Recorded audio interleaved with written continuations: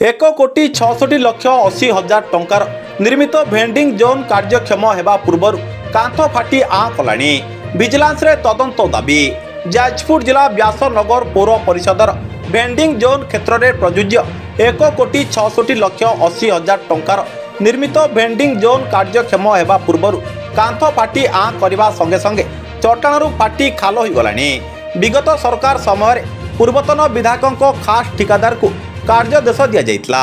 निम्न मानर कार्य करुथुबारु सहरवासी कहते सरकार का माल दरिया में डाल सदृश चोरदा भेंडिंग जोन दीर्घ दिन धरी व्यासनगर पौरांचल दैनिक मार्केट समस्या देखा जाइतिले मध्य यार स्थायी प्रतिकार न हेबा जोगु एठाकार जनसाधारण नाई नथिबार असुविधार सम्मुखीन होउचंती।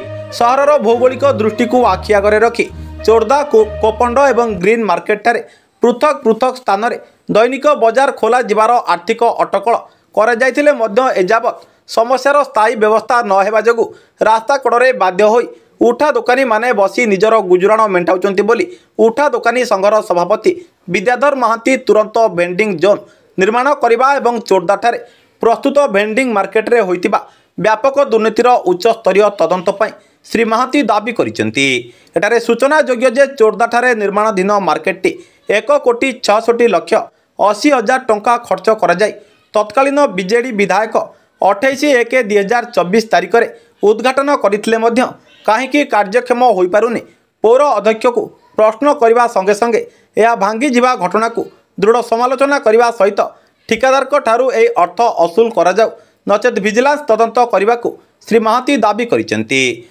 भेंडिंग जोन निर्माण एवं कार्यक्षम पूर्व भांगिबा एक बड़ दुर्नीतिर महाघोटाला तदंत पाई दाबी करिसेंती विद्याधर महांती। व्यासनगर प्रद्युम्न कुमार बोईती रिपोर्ट सूर्यस्तु न्यूज। विद्याधर महांती व्यासनगर पौरांचल उठा दोकानी महासंघर सभापति मु कहवाक चाहे आज ये आपण मैंने जानी व्यासनगर पौरांचल बर्तमान मुख्य प्रसंग अच्छी भेंडिंग जोन 26 कोटी वार्ड देखा गले जदि 4 दिगरे विभक्त करा जाए धवलीगिरी कहतु कोपण छक कहतु दला ग्रीन मार्केट कहतु चोरदा मार्केट कहतु ये जो 4 भाग में विभक्त करा जीवापाई आमे चाहिलु अतीत जे समस्त पौर परिषद गोटे भेंडिंग जोन विभिन्न स्थान में माने पृथक पृथक भाव में स्थापन करूँ।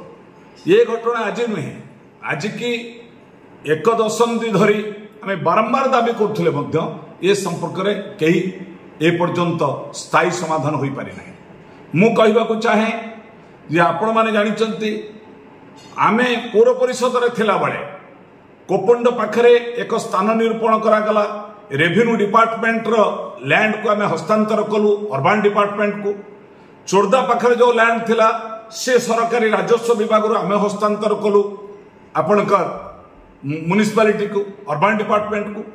सही अटकल अनुसार चोरदा ठारे आज को 10 वर्ष धरी ताकू 3 दिन थर मध्य शुभ उद्घाटन करागला एवं शुभारंभ करागला अद्यावधि चोरदा ठारे भेंडिंग जोन कार्यक्षम हो पारला नहीं। आपण माने जानिचंती 8/1/2022 रे एक अटकल करागला चोरदा ठारे भेंडिंग जोन करिया पई से अटकल परिमाण केते थिला 1,66,80,000 टंका टेंडर करागला।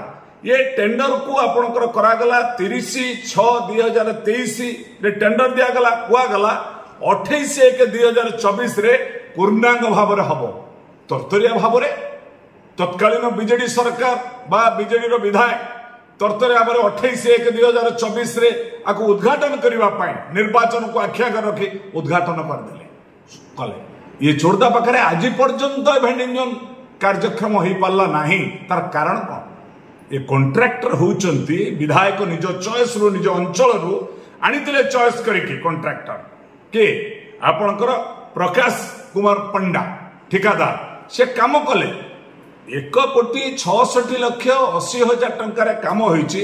वर्तमान मु अनुरोध करुछि आपणकर टीवी मीडिया को आपण निजे जानतु से भिजुआल देवे सब कांथ फाटिक आँ कलानी एपरिक जो पिंडी कराई से पिंडी भी फाटी गलानी ता भीतर बिल्कुल कार्यक्रम है ना ए पर्यंत खोला जाए ना ये फाटिकी गलानी ए टंका कोड रिकवरी हो।